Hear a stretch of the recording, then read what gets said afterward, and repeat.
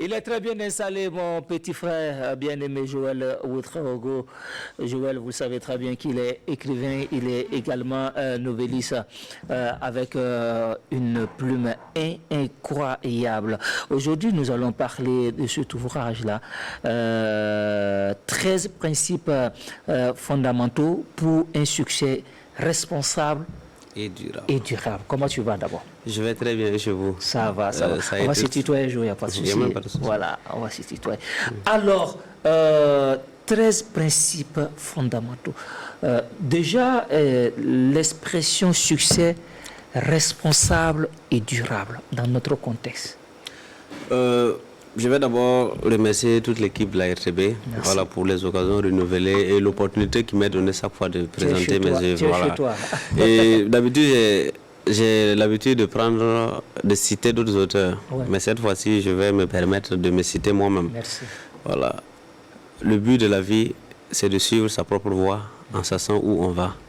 Et vous êtes le seul maître à bord du vaisseau spatial de votre destinée. Voilà, c'est en préface dans ce livre. Et dans notre contexte, pour revenir à votre question, pour ce qui est de la question du succès responsable et durable, je pense que c'est une thématique d'actualité. Il est temps donc pour nous, les hommes de lettres, de redéfinir ce que c'est que le succès dans l'optique éthique. Actuellement, comme on l'a vu dans notre ouvrage passé, très tôt dans la tombe, c'est ça. Voilà, les gens sont prêts à tout pour atteindre la réussite. Maintenant, comment définir donc une base de réussite responsable et durable qui n'affecte pas notre prochain? D'où le choix donc de ce titre, 13 principes fondamentaux pour un succès responsable et durable. Voilà, l'objectif. Est-ce que c'est une suite non, pas une suite, mais je dirais que c'est un plus, un ajout. D'accord. Voilà, parce que quand vous regardez tous mes écrits sont axés donc sur l'homme. Voilà, la plupart de tous les 4 livres, même les livres à venir, c'est axé sur l'homme. Et hier, j'ai reçu un témoignage d'une fan sur la page. Et ça m'a vraiment glacé. J'ai même posté ça sur ma page Joël Ouetraogo. Elle dit que quand elle a lu tous les 4 livres, elle se rend compte que moi, l'objet central de mes écrits, c'est l'être humain. C'est l'être humain. Comment rendre l'homme meilleur. Et c'est la chose qu'elle a appréciée. Et donc, pour moi, il est temps de redéfinir même ce que c'est que le succès. Je suis d'accord. Voilà. Et dans cette redéfinition, j'ai eu, par mes expériences, mon vécu, à déceler 13 principes que j'ai tenu à faire coucher sur le papier pour faire ce livre. D'accord. Alors, tu parles de 13 principes. Comment déjà toi tu es arrivé à déceler ces 13 principes et si on peut avoir une idée sur quelques principes? Oui. Ok, pour ces principes, je l'ai eu par rapport à travers mes conférences que j'ai eu à suivre, à travers les livres que j'ai eu à lire, à travers des développeurs personnels que j'ai eu à écouter, notamment Yvan Cassano. Voilà, c'est un développeur personnel que j'ai commencé à écouter depuis 2009. Il a vraiment façonné et challengé ma mentalité, ma manière de voir les choses. Et pour ce qui est des 13 principes fondamentaux, je les listés par ordre, je vais vous donner quelques-uns. Le premier principe, c'est d'abord un principe qui rejoint la maïeutique socratique, le cogito ergo sum. Connais-toi toi-même. Voilà, Socrate a été l'un des philosophes à aborder cette question en début. Voilà, pour le premier principe, un homme qui aspire au succès responsable doit d'abord se connaître. Absolument. Et cette connaissance, comme le dit Socrate, ce n'est pas seulement une description personnelle, c'est aussi aller en profondeur sur la réflexion de notre propre identité, aussi bien intérieure qu'extérieure. Voilà, ça c'est le premier principe. Et une fois qu'on se connaît, le second principe voudrait donc qu'on établisse un plan clair, un plan de vie. Et le plan de vie est le chapitre que j'ai le plus apprécié dans ce livre. Ça, voilà. Un homme doit toujours se poser la question chaque fois qu'il se réveille le matin. Un tel, moi par exemple, je m'appelle Joël. Chaque fois que je me lève le matin, je me demande, Joël, qu'est-ce qui se trouve dans ton plan de vie? Et dans le plan de vie, il y a 3 niveaux. D'où est-ce que je viens? Où est-ce que j'en suis? Où est-ce que je vais? Absolument. Où est-ce que je vais, pardon? Absolument. Et une fois que tu arrives à répondre à toutes ces 3 questions, tu as déjà parcouru la moitié du chemin. C'est vrai. Et le reste des principes, c'est juste que des redéfinitions, c'est juste un ajout pour pouvoir finaliser ce que vous avez. Et le troisième principe consiste donc à pouvoir établir un plan clair de travail et de discipline. Et une fois que tu as le plan, parce que beaucoup ont des rêves, et qui vont mourir avec ces rêves parce qu'ils manquent de discipline. Et le chapitre 3 traite de la discipline. Et la discipline est l'un des points clés même pour tout être humain, quel que soit quel que soit le domaine d'évolution. Et quand on parle au niveau du 4e principe, il faut aller à la recherche des connaissances. Comment on trouve les connaissances? Aujourd'hui, les gens vont dire il faut regarder la télé, il faut lire. Et c'est à ce niveau où nous allons trouver l'information capitale. Et je vous dis aussi, il faut se former davantage. Il faut se former. Voilà. L'autre fois, je donne un exemple, en novembre dernier, j'ai payé une conférence de 75 000 avec le coach de me poursuivre. Et il y a un de mes collègues qui me dit que moi j'ai de l'argent à gaspiller. J'ai dit, tu ne comprends pas. L'argent que j'ai investi aujourd'hui, je vais le récupérer 1000 fois demain. C'est ça. Voilà. Et la formation, donc, est un des canaux pour l'accomplissement des compétences. Et une fois qu'on a les compétences, ajouter à la discipline, plus notre plan clair de la vie, il reste maintenant à cheminer vers le succès responsable et durable. Et il y en a encore 9 autres principes. D'accord. Donc, vous avez bien compris. Vous avez bien compris. Pour avoir les 9 autres principes, il faut se procurer ce joyau.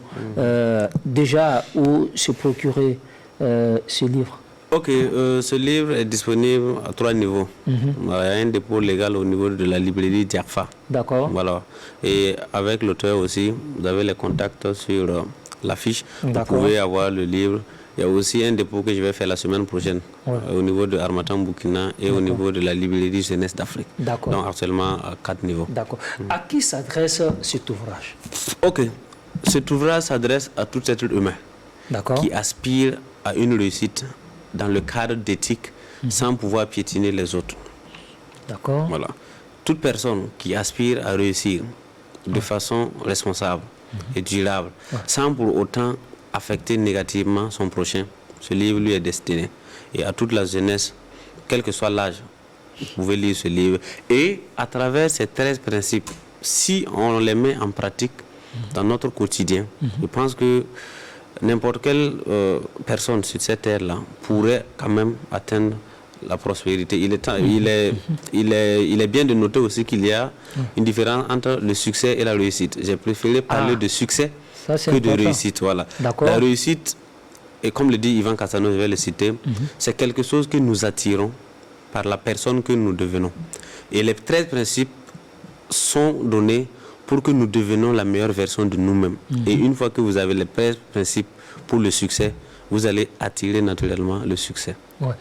Et quelle est la particularité de cet ouvrage? La particularité est que cet ouvrage ne parle pas, par exemple, d'argent. Si vous avez fini de lire tout l'ouvrage, je n'ai jamais parlé d'argent dans l'ouvrage. Voilà. J'ai parlé des principes intrinsèques à l'homme. Et ce sont ces principes-là qui vont amener naturellement. Imaginez quelqu'un qui a une compétence hors norme dans son domaine. Il sera coûte que coûte sollicité. Et c'est cette opportunité-là qui va lui attirer la richesse et le succès. Donc j'ai ancré cet ouvrage-là au niveau de l'être humain, les principes intrinsèques à l'homme. Et je n'ai jamais parlé d'argent dans cet ouvrage. C'est ça la particularité. D'accord. Est-ce que, selon toi, ces 13 principes sont complémentaires ou on peut juste avoir 2 ou 3 principes et arriver à réaliser ses rêves?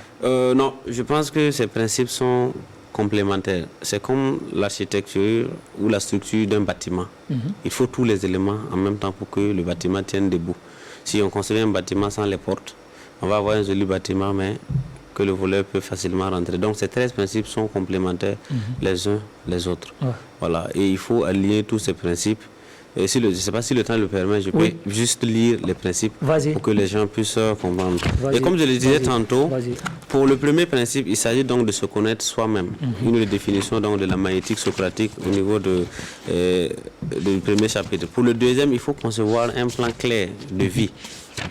Tout homme doit avoir un plan clair de vie qu'il doit réviser chaque matin. Chaque jour, se poser la question, qu'est-ce qui se trouve dans son plan de vie? Et pour ça, il y a Martin Luther King qui a fait un discours très intéressant en son temps à Philadelphie où il demandait on doit se poser la question tous les jours, qu'est-ce qui se trouve dans notre plan de vie?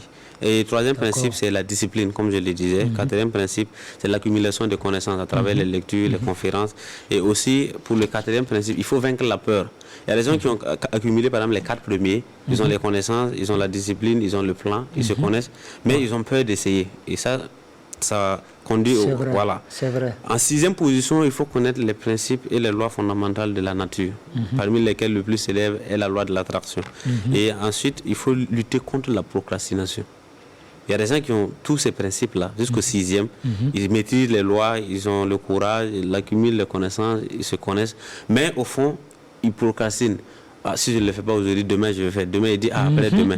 Le fait de procrastiner est un... Comme on le dit, ne remet jamais à demain ce qu'on peut faire aujourd'hui.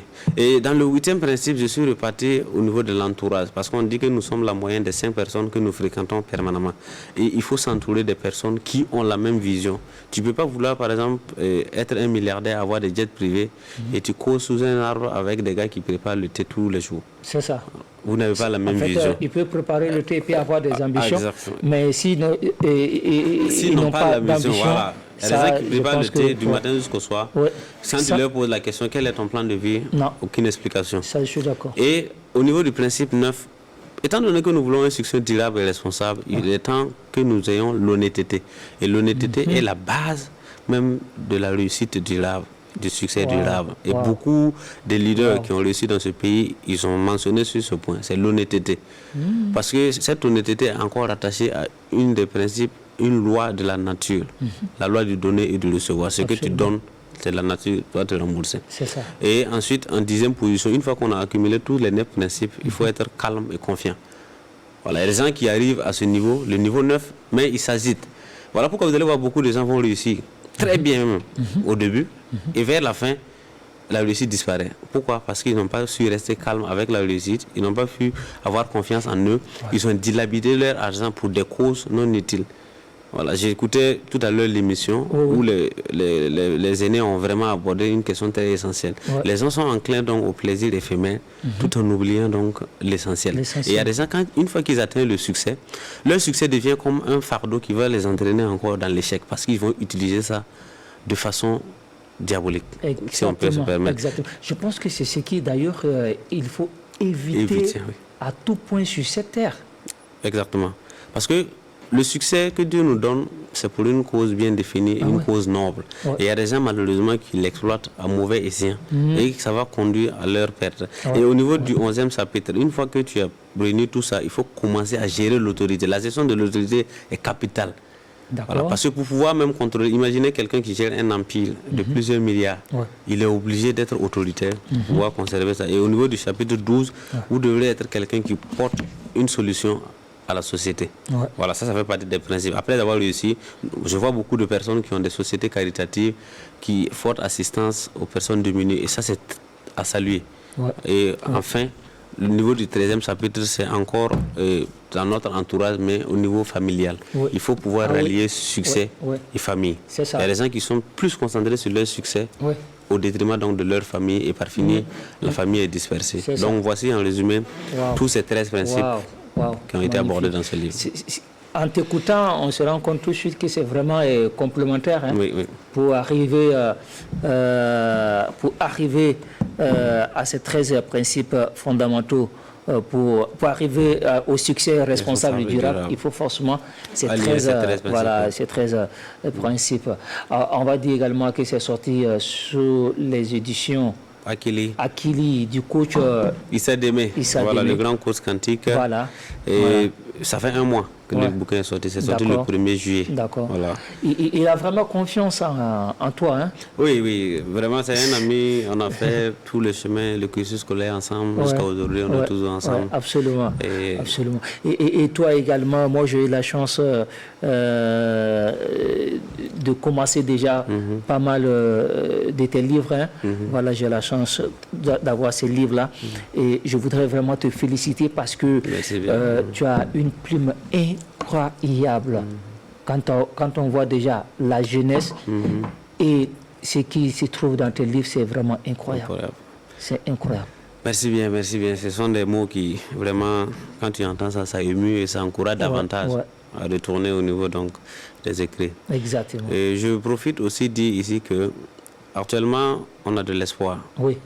Le chemin est très bien tracé. Ouais. Les leaders ont défini la feuille de route. Voilà, c'est ce que j'ai eu abordé dans le chapitre 2. Il faut un plan clair et détaillé de là où nous voulons aller. Actuellement, au Burkina Faso, nul doute que nous avons ça. Exactement. Donc, il est temps que cette jeunesse-là s'y mette pour pouvoir accompagner cette vision donc, des leaders politiques pour que nous puissions avoir un avenir meilleur. Ouais. Parce qu'aucune nation, aucun être humain ne peut aller nulle part sans un plan de vie clair. Exactement. Voilà. Et comme disaient les sages, on ne peut jamais amener quelqu'un quelque part où nous-mêmes, nous ne sommes jamais rendus. Je suis parfaitement d'accord avec toi. Merci beaucoup. Merci Joël Ouedraogo, écrivain, novelliste. Il faut forcément se procurer cet ouvrage. Voilà, les 13 principes fondamentaux pour un succès responsable.